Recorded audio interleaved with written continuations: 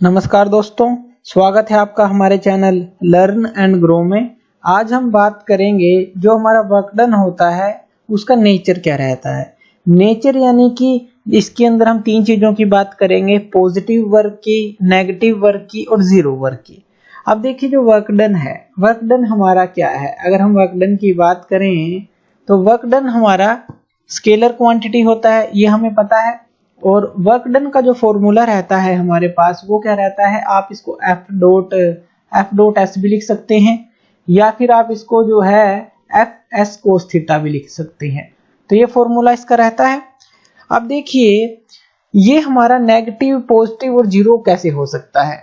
मान लीजिए अगर पहले हम थीटा की बात कर लेते हैं, इस थीटा की। अगर थीटा हमारा 90 डिग्री हो जाए तो यहाँ पे क्या हो जाएगा, कोस 90 क्या हो जाएगा, जीरो। यानी कि वर्क डन हमारा हो जाता है जीरो जब ये 90 डिग्री होता है।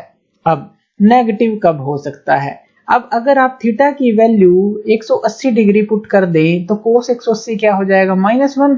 यानी कि यहाँ पे क्या आ जाएगा, -fs आ जाएगा, जो नेगेटिव है वर्क डन हो जाएगा। और जीरो जो हमने देखा, नेगेटिव देखा, पॉजिटिव कब होगा। पॉजिटिव ये जब होगा जब ये थीटा जो एंगल हो एक्यूट एंगल हो, यानी कि लेस देन 90 डिग्री रहे।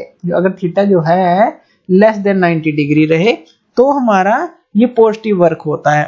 इसी तरह से अगर ये ऑब्ट्यूज हो यानी कि ग्रेटर देन 90 डिग्री, जैसे 180 डिग्री था, तो ये हमारा नेगेटिव हो जाता है। और जब हमारा 90 डिग्री होगा, एग्जैक्टली 90 डिग्री, तो ये जीरो हो जाएगा। ये तो हमने थीटा की बात की। लेकिन सिंप्लीफाई करने के लिए हम क्या करते हैं, इसको दूसरे तरीके से समझते हैं।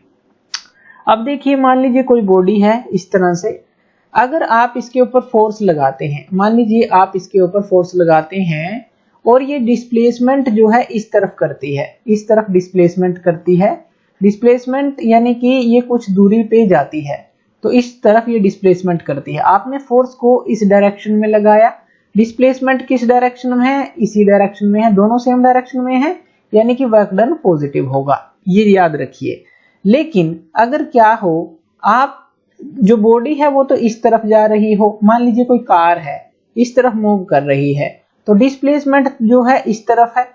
लेकिन आप इसको इस तरफ से खींचें, आप अपनी फोर्स लगा रहे हैं बिल्कुल इसकी उल्टी, तो हमारा यहाँ पे क्या हो जाता है, फोर्स जो है इस तरफ है और जो डिस्प्लेसमेंट है आपकी इस तरफ है, तो ये जो है दोनों उल्टी डायरेक्शन में है, यानी कि वर्क डन नेगेटिव रहेगा।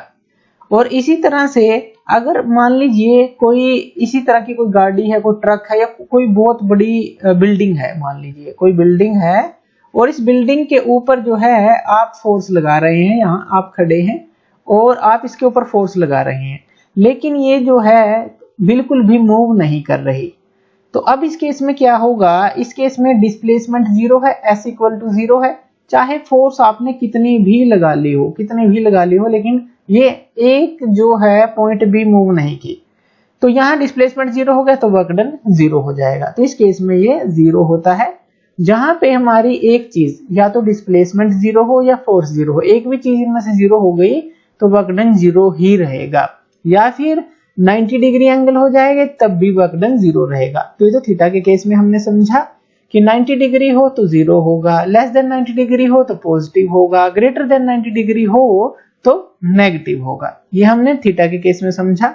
और इनमें से एक भी चीज जीरो हो गई तो जीरो ही हो जाएगा, जैसे हमने पॉजिटिव यहाँ पे समझा सेम डायरेक्शन में, और अगर ये फोर्स उल्टी डायरेक्शन में है डिस्प्लेसमेंट की तो नेगेटिव वर्क डन, और अगर आपकी एक भी चीज जीरो हो जाती है तो जीरो वर्क डन। तो ये चीज आपकी समझ आ गई होगी। चलिए बात करते हैं नेचर ऑफ वर्क डन के अंदर हम बात करते हैं पहले पॉजिटिव वर्क की। अब जो पॉजिटिव वर्क है, जैसा कि हमने बात की, जो पॉजिटिव वर्क है कब होगा, अगर आप समझ गए हैं तो W किसके बराबर है, हमारा F डॉट S के बराबर है। F डॉट S के आप इसके लिख सकते हैं, और इसको F S कोस थीटा लिख सकते हैं, सॉरी डॉट नहीं है यहाँ पे, तो F S कोस थीटा आप इसको लिख सकते हैं, ये डॉट हटा दीजिएगा, एफ एस कोस थीटा आप इसको लिख सकते हैं। अब थीटा अगर एक्यूट होगा, जैसे कि अगर हमने बात की थी कि थीटा होना चाहिए इस केस के लिए एक्यूट। एक्यूट का क्या मतलब है, एक्यूट का मतलब है लेस देन 90 डिग्री एंगल पे है अगर थीटा, तो वर्क डन जो है पॉजिटिव होगा। क्यों, जो हमारा कोस थीटा है, ये कोस थीटा जो है ये पॉजिटिव होगा। तो इसलिए जो है हमारा वर्क डन भी पॉजिटिव होगा। चलिए इसके एग्जांपल लेते हैं कुछ। अब मान लीजिए कोई बिल्डिंग है और बिल्डिंग के ऊपर आप खड़े हैं और आपके हाथ में कोई चीज है। मान लीजिए आप जो है बिल्डिंग के ऊपर खड़े हैं और आपके हाथ में कोई चीज है और आप इसको फेंक देते हैं, इस तरह से फेंक देते हैं। तो आपने जैसे ही इसको थ्रो किया तो ये जो बॉडी है नीचे की तरफ जो है आएगी, इस तरह से नीचे की तरफ आएगी।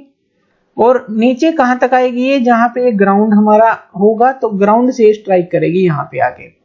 अब देखिए आपने इसको नीचे की तरफ फेंका तो डिस्प्लेसमेंट किस तरफ है? डिस्प्लेसमेंट हमारी नीचे की तरफ है। और जो फोर्स ऑफ ग्रेविटी है, फोर्स ऑफ ग्रेविटी वो किस तरफ है? वो भी तो इसको अपनी तरफ खींचेगी। तो फोर्स ऑफ जो ग्रेविटी है वो भी इसको अपनी तरफ खींच रही है, यानी कि वो भी नीचे की तरफ है। अब हमने क्या देखा था पीछे कि जिस डायरेक्शन में फोर्स हो और जिस डायरेक्शन में डिस्प्लेसमेंट हो, दोनों एक ही डायरेक्शन में हो तो आपका वर्क डन पॉजिटिव रहेगा। यानी कि यहाँ पे ये जो केस है ये हमारा रहेगा पॉजिटिव। आपके हाथ में कोई चीज है, आपने नीचे फेंक दी तो ये जो है पॉजिटिव रहेगा वर्क डन। दूसरा केस लेते हैं। मान लीजिए कोई लॉन रोलर है। ये रोलर है जो कि आप घास के ऊपर जो चलाते हैं, आपने स्टेडियम में देखा होगा, मैचेस में देखा होगा, इस तरह के रोलर जो है घास के ऊपर चलाते हैं। तो जब आप इसको हैंडल से पकड़कर खींचते हैं, अब इसका यहाँ पे देखिए ये हैंडल है, यहाँ पे ये क्या है? इसका हैंडल है।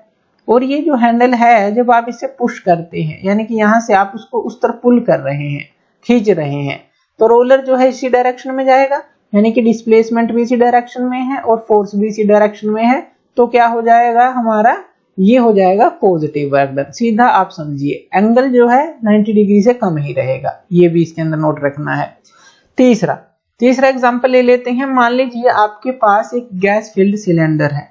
गैस फिल्ड सिलेंडर है, इसके अंदर जो है ये क्या है? हमारा सिलेंडर है। और इस सिलेंडर के अंदर क्या है? एक पिस्टन है और उसके अंदर गैस फिल्ड है। तो यहाँ पे जो है गैस फिल्ड है। ये क्या है? यहाँ पे ये पिस्टन है, ये पिस्टन इसके अंदर है। अब देखिए गैस जो है जैसे ही आप उसको ओपनिंग देते हैं तो वो किस तरफ जाएगी? वो बाहर की तरफ जाएगी, यानी कि ऊपर की तरफ जाएगी, एक्सपेंड होने की कोशिश करेगी। अब जो पिस्टन है वो भी जो है इसके साथ ऊपर की तरफ जाएगा, यानी कि पिस्टन के अंदर जो डिस्प्लेसमेंट हुई वो हमारी हुई ऊपर की तरफ। और जो ये फोर्स लगा रही है गैस, ये भी तो है ऊपर की तरफ। तो यानी कि सेम डायरेक्शन में है, सीधा वर्क डन क्या रहेगा? पॉजिटिव रहेगा। नेक्स्ट एग्जांपल लेते हैं। एक स्प्रिंग का, आपके पास एक स्प्रिंग है, ये स्प्रिंग है, आप इसको स्ट्रेच करते हैं। तो आप इसको जब स्ट्रेच करते हैं तो ये जो स्प्रिंग है किस डायरेक्शन में चलता है? आपने इस तरफ से किया, या एक तरफ से आप इसको बांध लें, मान लीजिए इस तरफ से आपने इसको किसी चीज से अटैच कर दिया, आप इस तरफ फोर्स लगा रहे हैं। इसकी डिस्प्लेसमेंट किस तरफ होगी? इसकी डिस्प्लेसमेंट भी इसी तरफ होगी जब ये स्ट्रेच होगा। तो यहाँ पे क्या रहेगा? वर्क डन पॉजिटिव रहेगा। तो ये सारे जो हैं पॉजिटिव वर्क डन के एग्जांपल हैं। दूसरी बात कर लेते हैं नेगेटिव वर्क की। अब जो नेगेटिव वर्क है वो कहां कहां पे रहेगा? सबसे पहला इसका एग्जांपल, मान लीजिए कोई बॉडी है इस तरह से और इस बॉडी को आप अप थ्रो करते हैं, यानी कि ऊपर की तरफ थ्रो करते हैं और फिर ये नीचे आती है। अब देखिए यहाँ पे क्या हुआ, जब आपने इसको अप थ्रो किया तो ये जो बॉडी है ऊपर की तरफ गई, यानी कि आपने फोर्स कहां पे लगाई? फोर्स आपने ऊपर की तरफ लगाई इसको फेंकने के लिए। ये कौन सी है? अप्लाइड फोर्स है, ये ध्यान दीजिएगा। यहाँ ये अप्लाइड फोर्स है जो आपने लगाई। लेकिन एक फोर्स और भी तो लगेगी इस पे, जो कि होगी ग्रेविटी की फोर्स। तो ये ग्रेविटी की फोर्स किस डायरेक्शन में लग रही है? ग्रेविटी की फोर्स आपकी डाउन डायरेक्शन में लग रही है, लेकिन ये जो है ऊपर की तरफ जा रही है बॉल, यानी कि डिस्प्लेसमेंट ऊपर की तरफ है और फोर्स जो है वो नीचे की तरफ है। अगर ग्रेविटी फोर्स की बात करें, अप्लाइड फोर्स की नहीं, ग्रेविटी फोर्स की। तो अगर इस केस में हम देखें फोर्स और डिस्प्लेसमेंट के बीच में जो एंगल बनता है, यानी कि डिस्प्लेसमेंट इस तरफ, फोर्स इस तरफ, एंगल कितना बन गया? 180 डिग्री का, यानी कि cos 180 माइनस, तो यहाँ पे क्या रहेगा? Negative work done. दूसरा जो केस हमने देखा था कि जो फोर्स है और डिस्प्लेसमेंट है दोनों ही ऑपोजिट डायरेक्शन में है, तो भी नेगेटिव वर्क डन है। तो यहां से आप दोनों चीजें इसके अंदर प्रूफ कर सकते हैं। सेकंड एग्जांपल लेते हैं। मान लीजिए कोई बॉडी है यहाँ पे और ये रोल कर रही है किसी रफ सरफेस के ऊपर। यहाँ पे ध्यान दीजिएगा हर एक वर्ड की तरफ। हमारे हमने बात की कि ये जो सरफेस है ये रफ है, रफ सरफेस है, स्मूथ नहीं है, रफ है। रफ का क्या मतलब है, यहाँ पे फ्रिक्शन फोर्स होगी, यानी कि यहाँ फ्रिक्शन फोर्स एक्ट करेगी। जैसे ही ये मूव करेगी तो फ्रिक्शन फोर्स जो है इस तरफ एक्ट करेगी, ये हमारी फ्रिक्शन फोर्स रहेगी, और ये इसका मोशन रहेगा इस तरफ, या कहीं कि डिस्प्लेसमेंट इस तरफ रहेगा, डी आप इसको लिख लीजिए। अब देखिए डिस्प्लेसमेंट इस तरफ है और फ्रिक्शन फोर्स इस तरफ है, तो यहाँ पे वर्क डन क्या रहेगा। अगर इस फ्रिक्शन फोर्स की बात करें, अप्लाइड फोर्स की बात यहां भी नहीं की हमने, यहां भी नहीं की, फ्रिक्शन फोर्स की बात की है, यहां ग्रेविटी फोर्स की बात की है, तो फ्रिक्शन फोर्स का जो वर्क डन रहेगा वो क्या रहेगा, नेगेटिव रहेगा। इसी एग्जांपल से आप समझ सकते हैं। इसी तरह से अगर हम तीसरा एग्जांपल लें, कोई व्हीकल है और वो मूव कर रही है, यहाँ पे ये हमने जो इसका पार्ट दिखाया है ये ब्रेक है, तो इसको हमने क्या लगाई है, ये ब्रेक लगाई है। अब देखिए कोई भी व्हीकल है वो मूव कर रही है, इस तरह से मूव कर रही है। अब जो मोशन है उसका आगे की तरफ है, डिस्प्लेसमेंट भी आगे की तरफ है, लेकिन जब आप ब्रेक अप्लाई कर देते हैं, ब्रेक आपने अप्लाई की तो ये स्टॉप हो जाएगी। क्यों हो जाएगी, क्योंकि ये इसका क्या मतलब है, ये मोशन के अपोजिट होगी। जैसे कि हमने यहाँ बात की फोर्स ऑफ फ्रिक्शन की बात की, तो फोर्स ऑफ फ्रिक्शन इसके अपोजिट होगी, इसीलिए जो इस तरह की फोर्स हम आप लगाते हैं व्हीकल के ऊपर, तो वो भी वहां भी वर्क डन क्या होता है, नेगेटिव होता है, क्योंकि यहाँ भी फोर्स ऑफ फ्रिक्शन ने एक्ट किया है जो कि अपोज करेगी मोशन का या कहेंगे डिस्प्लेसमेंट का। तो तीसरा एग्जांपल आप ये ले सकते हैं। फोर्थ एग्जांपल आप इसमें ले सकते हैं, मान लीजिए आपके पास दो पॉजिटिव चार्ज हैं, एक ये पॉजिटिव चार्ज है, एक ये पॉजिटिव चार्ज है। अगर ये पॉजिटिव चार्ज इसके पास आए, मान लीजिए इसके पास ये मूव करे, तो अब क्या होगा, जैसे जैसे इसके पास आएगा इनके बीच में एक रिपल्शन की फोर्स पैदा होगी, जिसको हम बोलेंगे इलेक्ट्रोस्टैटिक फोर्स ऑफ रिपल्सन। तो इन दोनों के बीच में पैदा होगी, तो ये जो होगी ये इसको धकेलेगी, यानी कि ये इसके पास जाने की कोशिश कर रहा है, लेकिन फोर्स जो है इस तरफ उसको धकेलेगी। कौन सी रिपल्सन की फोर्स की बात कर रहे हैं, और ये जो है इसके पास जाने की कोशिश कर रहा है, जो हमने अप्लाइड फोर्स लगाई है या किसी भी तरीके से इसके पास जा रहा है, तो ये इसका जो है अपोज करेगी। तो इस केस में भी क्या होगा, नेगेटिव वर्क डन होगा, क्योंकि फोर्स जो है डिस्प्लेसमेंट का अपोज कर रही है, जो कि ये रिपल्सिव फोर्स है। फोर्स की जरूर देखिएगा, हम अप्लाइड फोर्स की हमने कहीं भी बात नहीं की, हमने फ्रिक्शन फोर्स की, ग्रेविटी फोर्स की, रिपल्सिव फोर्स की, इनकी बात की है, तो यहाँ पे ये ध्यान रखिएगा। तो यहाँ पे ये नेगेटिव वर्क डन होता है। नेक्स्ट केस लेते हैं जिसके अंदर जीरो वर्क डन आता है। जीरो वर्क डन के अंदर क्या होगा, मान लीजिए एक माउंटेन है, आप उसके पास खड़े हैं, या कोई बिल्डिंग है आप उसके पास खड़े हैं, और आप खड़े हुए इसको धकेल रहे हैं। अब जो है आप इसको धकेल रहे हैं और आप काफी थक चुके हैं, आपकी सारी एनर्जी कंज्यूम हो चुकी है, लेकिन ये टस से मस नहीं हुई, तो यहाँ पे जो वर्क डन है जीरो होगा। क्या आप कह सकते हैं, बिल्कुल होगा, क्योंकि W क्या है, Fs cos theta, Fs cos theta है, और यहाँ पे S तो जीरो है, यानी कि पूरी टर्म जीरो, यानी कि वर्क डन क्या आ गया, जीरो आ गया। तो आपने चाहे कितना भी जोर लगा दिया हो, आप थक चुके हो, लेकिन ये टस से मस नहीं हुई, अगर हमारी एक भी टर्म इनमें से जीरो हो जाती है तो वर्क डन जीरो होता है। तो यहाँ S जीरो है, तो यानी कि वर्क डन जीरो रहेगा। फोर्स आप कितने भी अप्लाई कर लें, कितने भी एंगल पे अप्लाई कर लें, लेकिन S अगर जीरो तो वर्क डन जीरो। पहला एग्जांपल तो इसका यही बनता है। अब दूसरा एग्जांपल, मान लीजिए कुली है और वो कुछ लोड ले जा रहा है अपने सर के ऊपर रखकर, और वो हॉरिजॉन्टल प्लेटफॉर्म पे चल रहा है, इसको समझते हैं, तो क्या वहां वर्क डन जीरो होगा। अब देखिए हमने बात क्या की थी कि अगर मान लीजिए 90 डिग्री का एंगल बने, ये जो एंगल है 90 डिग्री का बने फोर्स और डिस्प्लेसमेंट के बीच में, मान लीजिए ये डिस्प्लेसमेंट है और ये फोर्स है, तो ये अगर 90 बनता है तो कोस 90 क्या हो जाएगा, कोस 90 डिग्री क्या हो जाएगा, जीरो हो जाएगा, तब भी वर्क डन जीरो हो जाएगा। क्यों, क्योंकि वर्क डन क्या है, Fs cos थीटा। अगर थीटा हमारा 90 डिग्री हो जाएगा तो ये जीरो, यानी कि पूरी टर्म जीरो। अब कुली है, कुली का काम क्या है, वेट को उठाना, और उसने अपने सर के ऊपर जो है वेट को उठा रखा है, और ये जो है इस डायरेक्शन में जा रहा है, यानी कि जो डिस्प्लेसमेंट की डायरेक्शन है इस तरफ है, और जो ये फोर्स की डायरेक्शन है वो इस तरफ है। तो फोर्स, या कहें कि आप इस तरह से बना लें, फोर्स की डायरेक्शन इस तरफ है, डिस्प्लेसमेंट की इस तरफ है, ये कितना हो गया 90 डिग्री, यानी कि जो वर्क डन रहेगा वो जीरो रहेगा, क्योंकि एंगल 90 डिग्री यहाँ पे बन चुका है। ये आप समझ गए होंगे। नेक्स्ट चलते हैं, एक वेट लिफ्टर है और उसने 90 केजी का मास, 100 केजी का मास, कितना भी ले लीजिए, उसने उठा रखा है अपने शोल्डर के ऊपर, और 10 सेकंड तक वो उसको उठाकर खड़ा हुआ है बस। तो इस केस में क्या होगा, वर्क डन जीरो होना चाहिए। क्यों वर्क डन जीरो होना चाहिए, चलिए इसको समझते हैं। एक वेट लिफ्टर है और उस वेट लिफ्टर ने जो वेट उठा रखा है अपने कंधे के ऊपर, मान लीजिए यहाँ पे उसने वेट रखा हुआ है, एक रोड मान लीजिए कि रखी हुई है इस तरह से। अब ये उठा के खड़ा हुआ है बस इसको, अब ये कुछ कर ही नहीं रहा, लेकिन इसका जोर तो पूरा लग रहा है, ये फोर्स तो पूरी लगा रहा है इसको सस्टेन रखने के लिए, लेकिन वर्क डन यहाँ पे 0 है। क्यों? क्योंकि यहाँ पे जो एफ एस कोस थीटा की बात करें एस 0 है, ये 0 हो गई तो सारी टर्म 0 हो गई, तो यहाँ पे वर्क डन हमारा 0 हो जाएगा। तीसरा एग्जांपल लेते हैं। एक ब्लॉक है, मूव कर रहा है परफेक्टली स्मूथ हॉरिजॉन्टल टेबल पर, स्मूथ हॉरिजॉन्टल की बात की है, और जो है कोई भी एक्सटर्नल फोर्स उस पर एक्ट नहीं कर रही। इस केस में क्या होगा, चलिए इस केस में समझते हैं। क्या इस केस में भी वर्क डन 0 होगा? कोई भी एक ब्लॉक है और वो यहाँ पे मूव करता जा रहा है, मान लीजिए इस पोजीशन पे आ गया, इस पोजीशन पे आ गया, लेकिन कोई भी एक्सटर्नल फोर्स एक्ट नहीं कर रही। अब यहाँ पे ये जो सरफेस हमने लिया है ये स्मूथ लिया है बिल्कुल, यानी कि यहाँ पे हमने जो फ्रिक्शन फोर्स है उसको नेग्लेक्ट कर दिया है, आइडियली थ्योरेटिकल ले लिया है, और इस पे कोई एक्सटर्नल फोर्स भी एक्ट नहीं कर रही, इस पे कोई एक्सटर्नल फोर्स भी एक्ट नहीं कर रही, क्योंकि स्मूथ प्लेन है और वो चला जा रहा है।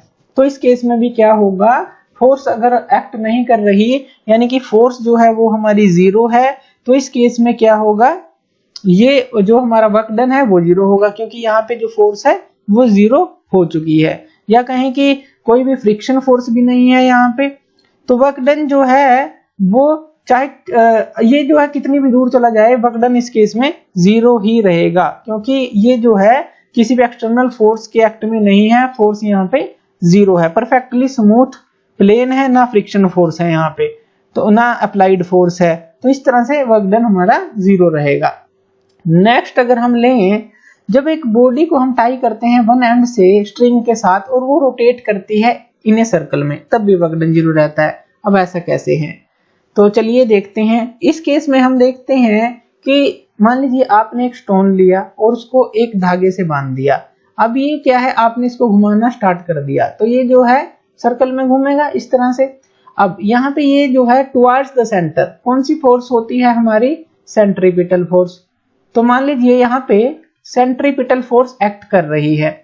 अब यहाँ पे ये इसकी टेंडेंसी क्या है, बिल्कुल सीधा जाने की, इसकी टेंजेंट जाने की बिल्कुल, यानी कि यहाँ और यहाँ पे अगर सेंट्रीपिटल फोर्स और इसके डिस्प्लेसमेंट के अंदर एंगल देखें वो 90 डिग्री बनता है, और कोस थीटा 90 यानी कि कोस 90 क्या हो जाएगा, 0 हो जाएगा अगर थीटा हमारा 90 डिग्री होगा, तो वर्क डन 0, क्योंकि यहाँ पे एंगल जो है 90 डिग्री बनता है। इस तरह का सर्कुलर केस का कोई भी एग्जांपल नहीं जहां पे एंगल 90 बनेगा, वहां पे वर्क डन 0 रहेगा, ये आप समझ सकते हैं। इसी तरह से आप एक जो है पेंडुलम का एग्जांपल लें। पेंडुलम में ये जो है ये बोब होता है, इसको हम बोब बोलते हैं, और यहाँ पे ये जो है स्ट्रिंग है, तो स्ट्रिंग के साथ ये बोब को लगाया हुआ है। अब देखिए जैसे जैसे मान लीजिए इस पोजीशन पे आता है, ये इस पोजीशन पे आता है बोब, तो यहाँ पे इसकी टेंडेंसी क्या रहेगी, इस तरफ आने की, और जो टेंशन है वो बिल्कुल इसके इस तरफ रहेगी, यानी कि ये स्ट्रिंग है तो इस तरफ रहेगी, यानी कि ये टेंशन है, और ये जो है इसका डिस्प्लेसमेंट रहेगा इस तरफ आने का। अब देखिए इन दोनों के बीच में अगर हम देखें ये कितने का एंगल बन जाता है, 90 डिग्री का। तो जो टेंशन इन द स्ट्रिंग है सिंपल पेंडुलम में, वो हमेशा जो है परपेंडिकुलर रहती है डिस्प्लेसमेंट ऑफ द बोब के, इसके डिस्प्लेसमेंट के, जो बोब का डिस्प्लेसमेंट है, तो इसलिए वर्क डन बाय टेंशन जो है हमेशा 0 रहेगा। ये एग्जांपल भी आप इसमें ले सकते हैं कि जो tension in the string of a simple pendulum is always perpendicular to displacement of the bob, इसलिए वर्क डन 0 रहता है। तो इस तरह से नेचर ऑफ वर्क डन के बारे में आप समझ सकते हैं, positive work, negative work, 0 work के बारे में। तो थैंक यू वीडियो देखने के लिए, और ज्यादा अपडेटेड वीडियोस के लिए आप हमारे चैनल लर्न एंड ग्रो पे हमें सब्सक्राइब कर सकते हैं। Thank you.